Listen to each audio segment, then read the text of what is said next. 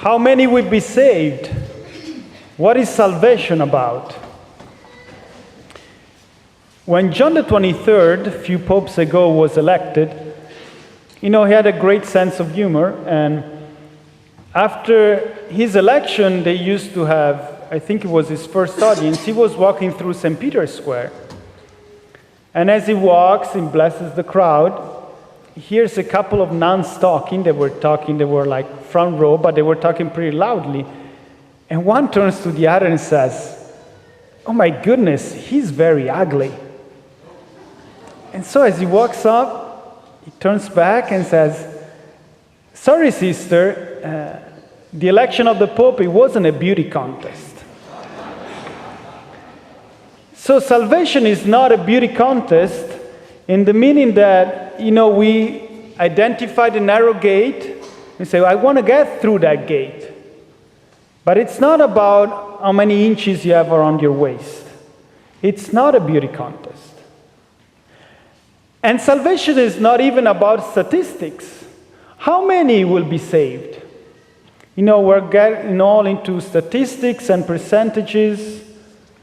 So the world is not going to end anytime soon, and God is mercy, meaning maybe 99.8% will make it.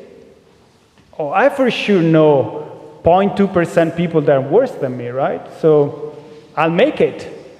Well, salvation is not about statistics. So what is salvation about? Jesus said, strive to enter through the narrow gate, or better, fight to enter through the narrow gate, because many will attempt, but only few will have the strength to go through. It seems that salvation and be saved is related to our strength, how strong we are. I have a priest friend who told me, he preached about that. When he was a teenager, he's not very tall, so a lot of his sports, he was cut out of many sports. And so he thought, I'm going to take my chance by becoming very strong. So every day was going to the gym and work out. And he did that for months. And so he started getting bigger and stronger, and he started doing competitions. 1 year, 2 years, and he becomes the best of his state. So the time that he goes back and he won the prize of the strongest guy of his age and his weight in the state, goes back and says, "Dad, guess what? I won the prize." And his dad is reading the newspaper. "I worked so hard for this, but I prove it. I can do it. I'm so strong. I'm the strongest in the state." And his dad responds with one line, lowers the newspaper. There are many kinds of strength. Physical strength is the lowest. And goes back and reading his paper. Wow, that's not what I was expecting. But later on, I learned that my dad was right. Physical strength is not the greatest form of strength we can have. There's a moral strength, there's a spiritual strength. Strive to enter through the narrow gate, fight to enter through the narrow gate. It's not a matter of how wide it is, but it's a matter of time. The gate is open now. We know it will be closed one day. The gate is open now, and it's an invitation for us to go through the gate now. Jesus says, you cannot come back and say, well, we ate with you, we drank together, we heard you teaching to us. Well, but you didn't change. Strive to enter through the narrow gate now. Not tomorrow, but now.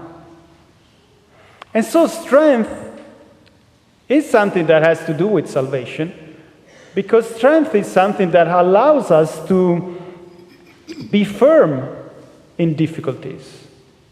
If you've ever been to Rome, and if you've ever been to Rome in the summer when it's super hot, even over 100 degrees, Strength, be firm in difficulties, sometimes becomes the image of the Swiss guard. Now, those Swiss guards can be 100 and even 110, and they can stand in the sun, but they don't move. They stay there, and they don't move. So strength gives you the possibility to resist to temptations, to overcome the obstacles, to conquer your fears, to face trials and persecution, and even the point to make sacrifices. So strength on one side helps you in difficulties, but on the other side also allows you to persevere in the good you're doing. You know how sometimes maybe at work you have other competitors and you find them getting ahead of you because they cut corners. And it would be so easy. Well, I can do things honestly, 95%. I just need to change a few things. Why should I work as hard if at the end of the day I'm not measured by how much I work? But it's like being a tank, not like Father Tom tank, like those tanks who keep walking no matter what obstacles they find. They keep going forward because they keep doing good and they want to keep doing good. And so strive to enter through the narrow gate. We can see the narrow gate, the door, as an opportunity that the Lord gives us every single day. An opportunity to change. He knows where we are, He knows where we need to be, and He opens doors for us. And He asks of us, have the strength to go through the door. Today is your chance. I heard about Christ Renews His Parish so many times. Well, maybe today is your day to sign up, this upcoming retreat. I postponed RCIA for many years. Why don't enroll now? Youth group, why don't come this year? Working well, studying well. Stop procrastinating, do it now. You don't know how long the door will be open for you. This specific door is open for you so that you can change and go through that door now.